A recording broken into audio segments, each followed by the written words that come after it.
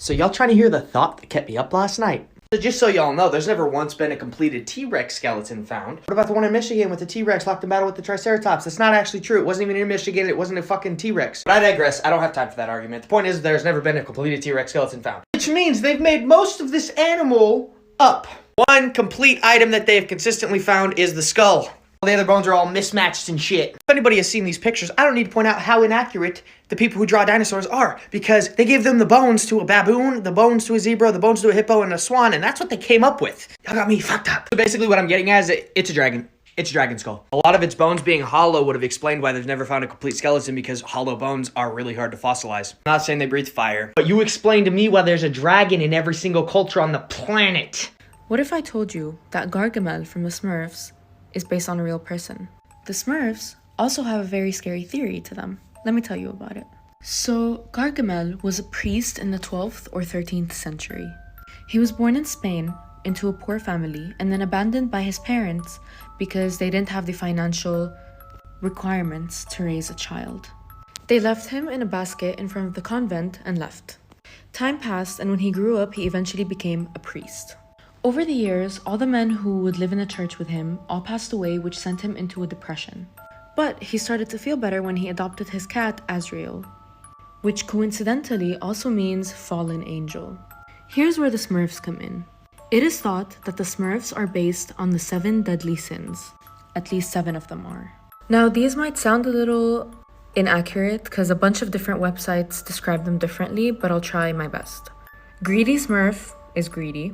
Brainy Smurf is envy and pride. Lazy Smurf is sloth.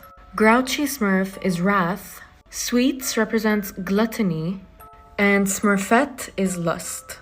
Not only do they represent the 7 deadly sins, but Papa Smurf is the only one who wears red, which is considered a devilish color.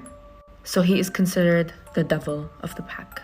So the theory states that the Smurfs are evil spirits that are supposed to bring evil to humanity, and Gargamel is supposed to guard them and protect the world from them. Isn't that crazy? Epic Games, Fortnite, you're not slick. I'm on to you. Now, as you may know, Season 6 of Chapter 2 is coming to an end pretty soon.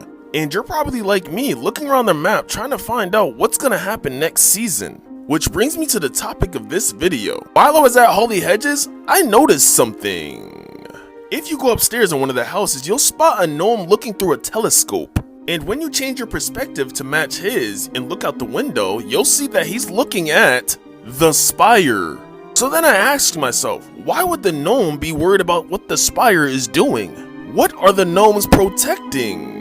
So then I went to put the pieces together. If you look at the old Fortnite map, you'll notice that they made it based off of Germany. The only difference is that the Fortnite map is a little bit more wider. And where do gnomes originate from? Germany. Germany would put gnomes in their gardens so their crops could grow faster, but they also were placed in gardens to protect from thieves. Could it be that the gnomes are trying to protect their crops? Let's think about it for a sec. If you haven't noticed, the gnomes do have crops set up all around town in Fortnite, and we steal and eat them to regenerate health. The gnomes even have their own brand called Gnomes, which they put vegetables in boxes, which we take and eat. But I don't think the gnomes care about us. Because if you haven't noticed, the whole crop field has been cleared out, and there's spacious alien size carved into the ground. And for multiple seasons now, the gnome's been looking up to the sky, almost like they're preparing for someone. Rumor has it that aliens are coming down to Fortnite, with hints like this being thrown around the map. We all know aliens usually go for farms, and usually come to steal livestock like cows. My theory is that the gnomes are preparing for war. Why do you think last season they had a whole meeting? Why do you think last season they had a whole hideout where they were making super slurp? The gnomes know what's up, and they got a plan. Hey Disney, y'all gotta explain this. So the reason Nemo's an only child and can't celebrate Mother's Day outside of a graveyard is because a barracuda came and nearly clapped his entire bloodline. One problem though, barracuda don't eat clownfish, but you know who does? According to extensive research, Google, clownfish are known cannibals that will spawn kill and eat their own young. Oh, but that's not all. In clownfish society, the females are bigger, stronger, and more dominant than the guys. So if Marlin's wife went on a murking spree, I'm talking full cannibal Lecter, he would have been too weak to stop her. So what if his wife Casey Anthony, man I use that joke a lot. What if his wife squad wiped his family and then he was so traumatized that he blamed an imaginary barracuda for the mass genocide of his children? And what if as a coping mechanism he pretended that he was able to save one, which he named Nemo, a name that literally means nobody? It actually makes sense. Makes sense because if his wife was actually killed in front of him, according to clownfish rules, he would turn into a female to replace her. That could explain his severe trust issues after the love of his life erased his entire family. Disney, you have 24 hours to respond, or I'm just gonna assume the worst. The wildest what-if theories. What if when someone's name randomly pops up in your mind, it's because they are actually thinking about you? What if the reason we haven't gotten visits from the future is because we have no future? What if when you sometimes feel sad for no reason, it's because someone has died with no one to grieve for them? What if Mars has water on it because we used to live there and we messed up the climate so badly that we had to send an escape pod to Earth with only Adam and Eve in it, and the pod was the asteroid that wiped out dinosaurs? The wildest what if theories, part 2. What if we used to be able to make wishes but someone wished we couldn't? What if the world actually ended in 2012 as many people thought and we're all dead and everything since that year has just been a dream? What if you're the only person left on Earth and the rest of the population you see is just your imagination playing tricks on you? What if the government has a cure for the coronavirus but is hiding it because they want to control the population? What if this reality is a dream and when we die, we wake up? What if the person in the mirror is real and we're the reflection?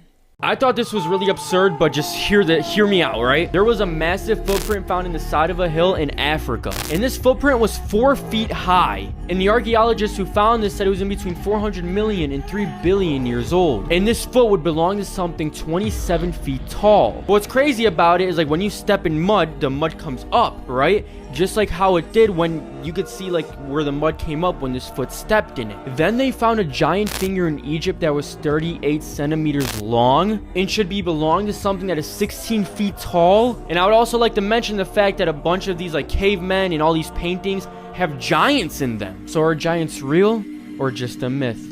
Let me know down in the comments. So the butterfly effect is the idea that something so small can cause something massive. A good example of this is, let's say a butterfly flaps its wings in Tokyo, but that causes a tornado in Tennessee. But the easiest way to describe this is using dominoes. The small domino knocks down a slightly bigger domino, and then it just keeps knocking down bigger dominoes. So now let me ask you this. When did you do something in your life that was so small, but it led to this big massive thing that you never imagined would happen? The most real life example of the butterfly effect would be that guy that never made it into art school and killed like 4 million people. And that's the butterfly effect. 5 what-if theories to keep you up at night. What if everything behind you disappears, but when you look back, it reappears? With no eyes, we can't see color, right? So what if there's a whole aspect to life that we're missing because we don't have the right organ to detect it? What if 1111 actually works? There's just someone wishing every time that our wishes don't come true. What if the meteor that killed the dinosaurs was actually a UFO, and we are the aliens? And finally, what if every time you think you hear your name being called, it's actually just your family trying to wake you up from a coma? Just something to think about with these. Guys, I just came up with a pretty insane theory. So, you know what this is, right? It's a chug cannon, and the only way to get a chug cannon is by murdering a llama and taking its insides, which means that the chug cannon is canonically one of the llama's organs, or at least a body part. But what organ or body part is this? That's when I realized the chug cannon is long, and it shoots out wet stuff.